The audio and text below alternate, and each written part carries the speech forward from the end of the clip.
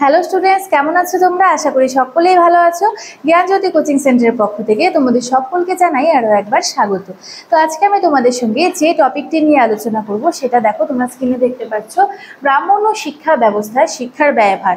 ঠিক আছে, শিক্ষার কি কি ব্যয়ভার ছিল সেই ব্যয়ভার সংক্রান্ত বিভিন্ন বিষয় নিয়ে আজকে তোমাদের সঙ্গে আলোচনা করব। তো আলোচনা শুরু করার আগে তোমাদের ছোট্ট একটি ইনফরমেশন দিয়ে রাখি। তোমরা যদি আমাদের জ্ঞানজ্যোতি কোচিং সেন্টারে অনলাইনে যুক্ত হতে চাও তাহলে এখন তোমাদের বর্তমানে কোর্স ফি রয়েছে 599 রুপিস। তো চলো দেরি না করে তোমরা কিন্তু আমাদের সঙ্গে তাড়াতাড়ি যুক্ত হয়ে যেতে পারো এই দুটি নাম্বারের সাহায্যে। তো এই নাম্বার দুটি হচ্ছে 6295916282 এবং 7076398606। এই দুটি নাম্বার তোমরা ভালো করে দেখে রাখো এবং তোমরা যদি আমাদের সঙ্গে অনলাইনে যুক্ত হতে চাও এই দুটি নাম্বারের মধ্যে যে কোনো একটি নাম্বারের সঙ্গে যোগাযোগ করে আমাদের সঙ্গে যুক্ত হয়ে যেতে পারো। চলো দেরি না করে আমি আলোচনার বিষয়ে ফিরে যাই। দেখো, প্রাচীন ভারতীয় শিক্ষা ব্যবস্থা ছিল সম্পূর্ণ অবৈতনিক। অর্থাৎ প্রাচীন ভারতীয় যে শিক্ষা ব্যবস্থা ছিল সেই সময় কিন্তু কোনো বেতনের প্রথা প্রচলন ছিল না। অবৈতনিক অর্থাৎ কোনো বেতন নেওয়া হতো না সেই সময়। শিষ্যের কাছ থেকে কিছু গ্রহণ করা অত্যন্ত গর্জিত কাজ বলে বিবেচিত করা হতো। অর্থাৎ সেই সময় যে গুরুকুল ছিল, গুরুকুলে কিন্তু শিক্ষা দিতেন গুরু। ঠিক আছে, এই যে গুরু কিন্তু বিশেষ জ্ঞানের অধিকারী ছিলেন। এই গুরু কিন্তু শিষ্যের থেকে কি করত, শিষ্যের থেকে যদি সে কোনো কিছু গ্রহণ করত তাহলে সেটাকে কিন্তু অত্যন্ত গর্হিত কাজ বলে বিবেচিত হতো। দেখো, এরপরে দেওয়া রয়েছে দরিদ্রতম শিক্ষার্থীকেও গুরু ফিরিয়ে দিতে পারতেন না। তার কাছে কিন্তু সকলেই সমান ছিল। কে গরিব কে বড়লোক সেটা কিন্তু তখন সেই সময় ছিল না। সে কিন্তু কি করতো, গুরু দরিদ্রতম শিক্ষার্থীকেও গুরু ফিরিয়ে দিতে পারতো না। যেখানে গুরু শিষ্যের সম্পর্ক পিতা পুত্রের ন্যায় ছিল সেখানে দেনা পাওনার সম্পর্ক স্বাভাবিকভাবে ছিল নিন্দনীয়। দেখো, সেই সময় কিন্তু শিক্ষক এবং শিক্ষার্থী অর্থাৎ কি গুরু এবং শিষ্যের সম্পর্কে কিন্তু খুব সুন্দর ছিল, পিতা পুত্রের মতো সম্পর্ক ছিল। এই যে পিতা পুত্রের মতো একটি সুন্দর সম্পর্ক, সেখানে কিন্তু দেনা পাওনার বিষয় কিন্তু খুব একটি নিন্দনীয় বিষয় ছিল। তাই সেই কারণে কিন্তু দেনা পাওনার কিন্তু সেরকম বিষয় ছিল না। যেখানে গুরু অর্থাৎ শিক্ষক অর্থে বিনিময়ে বিদ্যা বিক্রি করতেন, সেই বিদ্যা ব্যবসায়ী শিক্ষক কোনো ধর্মীয় অনুষ্ঠান পরিচালনার অযোগ্য বলে বিবেচিত হতেন। এরপরে দেখো, শিক্ষার্থীরা ভিক্ষার মাধ্যমে নিজেদের ব্যয় নির্বাহ করত।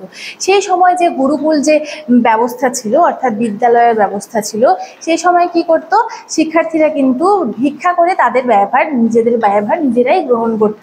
ঠিক আছে, নির্বাহ করত। রাজারা ও সাধারণ ব্যক্তিরা পরোক্ষভাবে গুরুদের অর্থ সাহায্য করতেন। ঠিক আছে, তাহলে কি এই সময় কিন্তু আরও একটি সুযোগ সুবিধা ছিল। ঠিক আছে, একেবারেই যে সুযোগ সুবিধা ছিল না সেটা কিন্তু না, সুযোগ সুবিধা ছিল। দেখো সেই সময় ব্রাহ্মণ শিক্ষা ব্যবস্থায় যেসব রাজা ছিল বা জমিদাররা ছিল তারা কি করতো, তারা কিন্তু গুরুকে কিন্তু সাহায্য করতেন। ঠিক আছে, গুরুদের অর্থ সাহায্য করতেন। কেবলমাত্র শিক্ষা শেষে শিষ্য গুরুকে গুরুদক্ষিণা দিতেন। অর্থাৎ শিক্ষা যখন গ্রহণ করতে আসবে শুরুর থেকে কিন্তু সে কিন্তু কোনো বেতন দিত না। ঠিক আছে, এবং শিক্ষা সমাপ্তির পর কি করত, গুরুকে গুরুদক্ষিণা দিতেন তার শিষ্যরা। গুরুর অনুমতি নিয়ে গৃহে ফিরে যাওয়ার পূর্বে স্নাতক তার সাধ্যমতো গুরু দক্ষিণা দিতেন।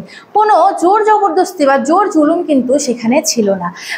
শিষ্য তার নিজের স্বার্থ মতো গুরুকে গুরু দক্ষিণা নিয়ে তারপরে গুরুকুল থেকে বিদায় হতেন। কিসের সাহায্যে? সমাবর্তন অনুষ্ঠানের সাহায্যে। সমাবর্তনের পূর্বে গুরুকে কোনো উপহার দেওয়ার প্রথা ছিল না। অর্থাৎ সমাবর্তন অর্থাৎ শেষ অনুষ্ঠান, গুরু গৃহের থেকে যে সে নিজের গৃহে ফিরে যাবে সেই অনুষ্ঠানকে কিন্তু কি বলা হয়, যে সমাবর্তন অনুষ্ঠান। এই সমাবর্তন অনুষ্ঠানের পূর্বে গুরুকে কিন্তু, অর্থাৎ পূর্বে বলতে এখানে কি বলা হচ্ছে, আগে, এই অনুষ্ঠানের আগে কিন্তু গুরুকে কোনো রকমভাবে কোনো দক্ষিণা দেওয়ার প্রথা প্রচলিত ছিল না। তবে এই ব্যবস্থার পরবর্তীকালে পরিবর্তন হয় এবং শিষ্যদের বিদ্যাপণ দেওয়ার প্রথা চালু হয়। ঠিক আছে, পরবর্তীকালে কিন্তু দেখো সমাজে কিন্তু চলতে গেলে বিভিন্ন নিয়ম নীতির সঙ্গে আমাদের চলতে হয় এবং সমাজ কিন্তু বিভিন্নভাবে পরিবর্তনশীল। প্রতি মুহূর্তেই সমাজ কিন্তু পরিবর্তনশীল হয়ে চলেছে।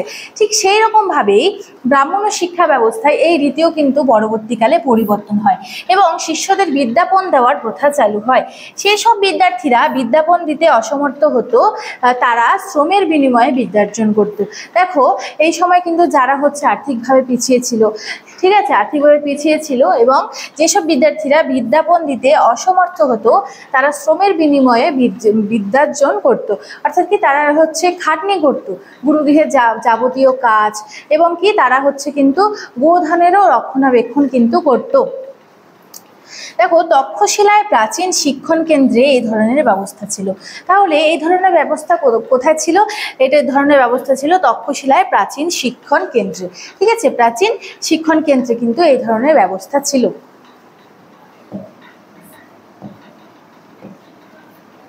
তো আজকের আমার আলোচনার বিষয় এতটুকুনি ছিল। কোর্স ডিটেলস সম্বন্ধে কিন্তু তোমাদের আগেই জানিয়ে দেওয়া হয়েছে।